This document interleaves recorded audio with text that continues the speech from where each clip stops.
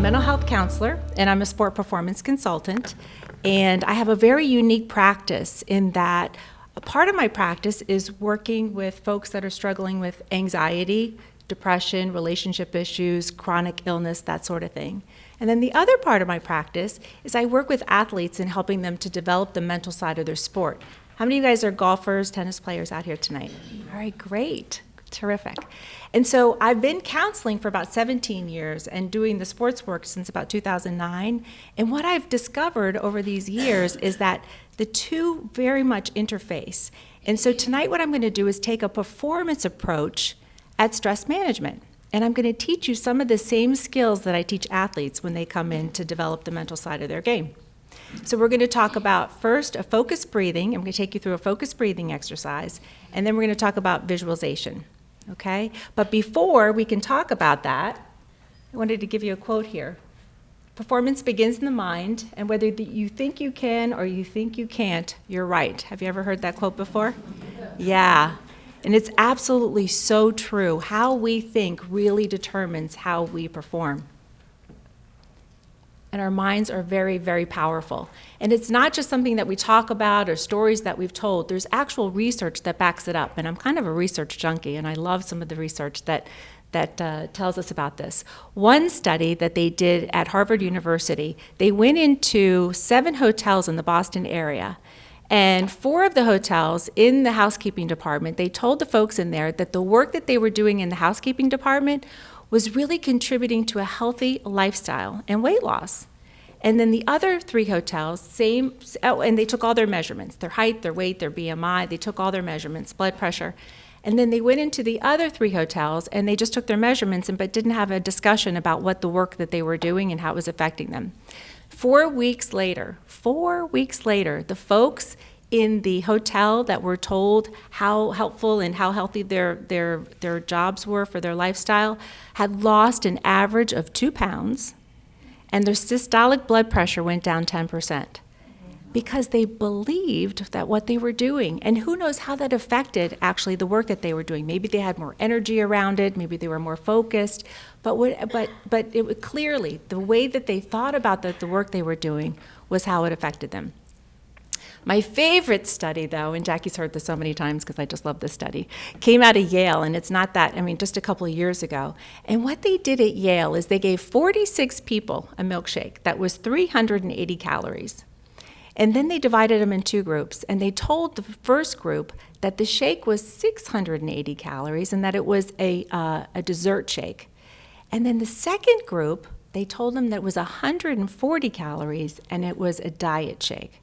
And then what they did is they went in and they measured the ghrelin levels in their stomach, which is the hormone that determines whether you're full or you're not. So guess what happened with the folks that thought they were having the dessert shake?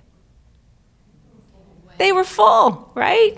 Because they believed that they believed that the shake was a dessert shake. And then the folks that had the 140 calorie shake, their ghrelin levels indicated that they were still hungry.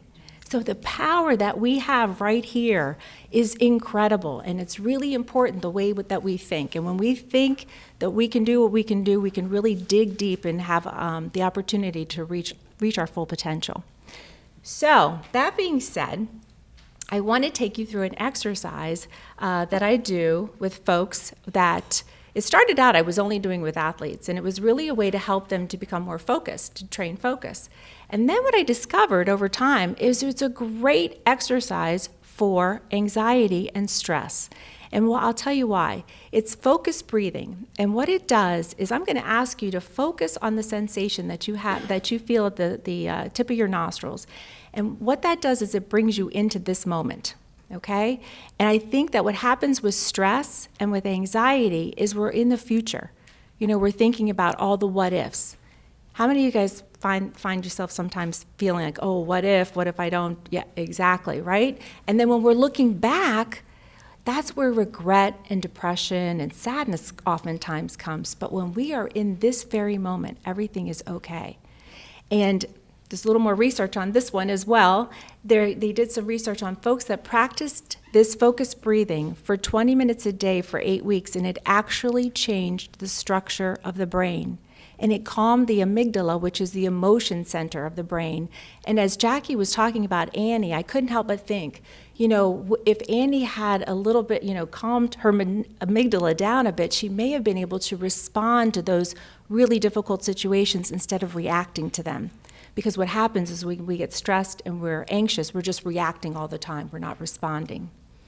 So, you guys ready to give this a try? Okay, so what I'm going to ask you to do is I'm going to ask you to put both your feet on the floor and have a straight but relaxed back, and then you can close your eyes. And I'm going to ask you to take a couple of nice deep breaths. And as you take those nice deep breaths, just let all the stress and all the tension of today, just let it fall away. And begin to generate a positive intention for this exercise so that it's going to be of the greatest benefit to you.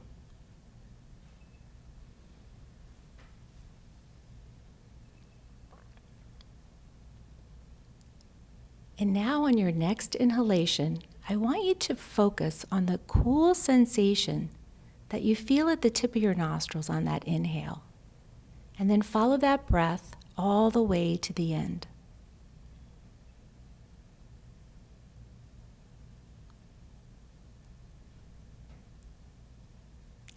And then on the next exhale, I want you to focus on the warm sensation that you feel at the tip of your nostrils and follow that breath all the way to the end. So focusing on the coolness on the inhale and the warmth on the exhale.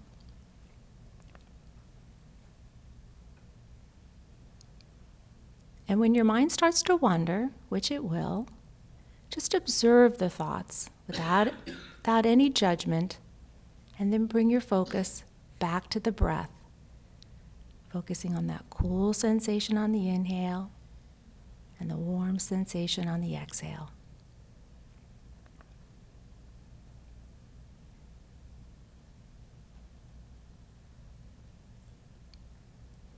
And again, when the mind starts to wander, without any judgment, observe the thoughts and bring your focus back to your breath, allowing your breath to be the anchor into this very moment.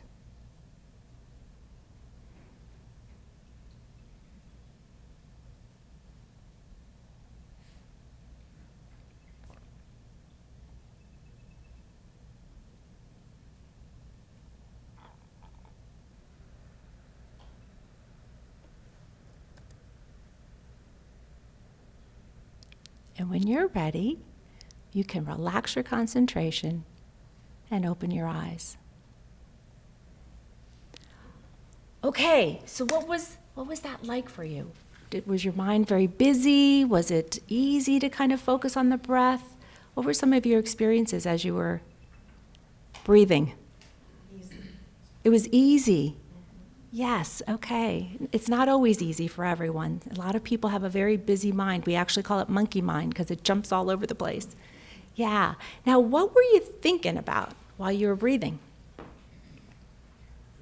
You're breathing, right. So you weren't thinking about what you had to do later. You weren't thinking about all the things that oftentimes, or worrying, all the things that oftentimes, create stress for us. So this is a practice. And the beauty of this is twofold. For those of you that are athletes, this is a wonderful way to train focus too. Because what happens is when you're focused on your breath, you're very focused.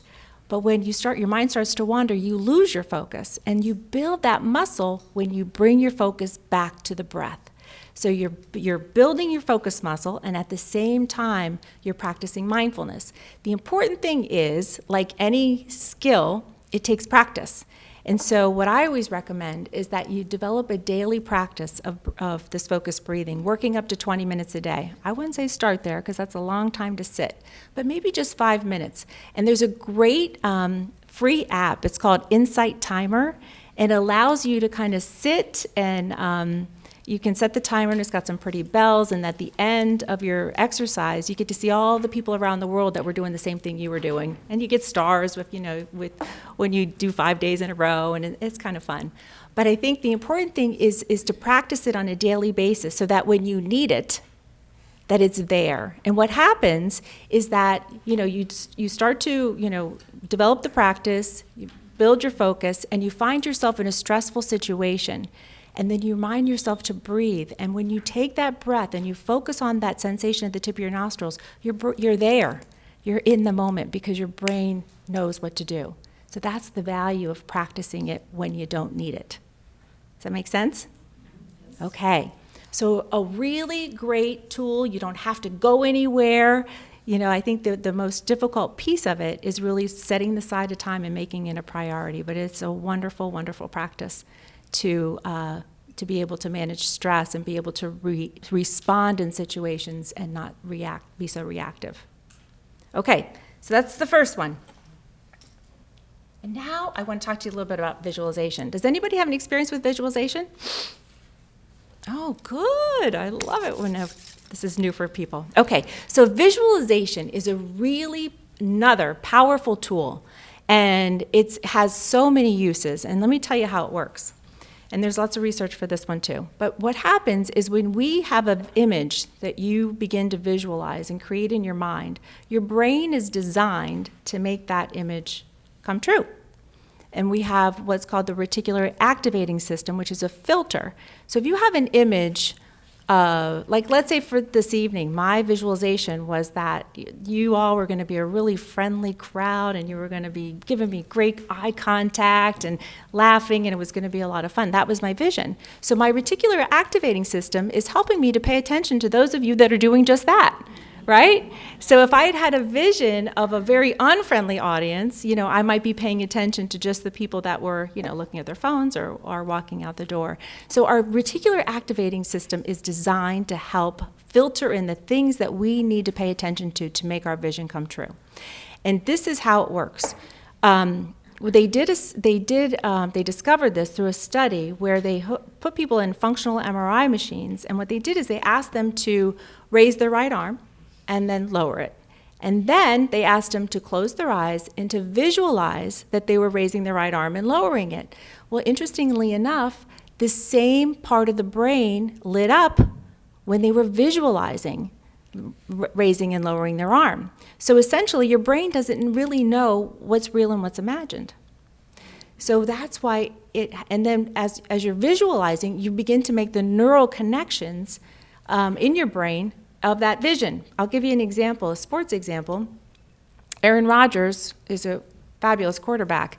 He visualizes every single night before he goes to play. He visualizes every different possibility that will happen to him in that pocket when he gets that ball. And what happens is, whether he's been there or not, his brain thinks he's been there because all those connections have begun to occur.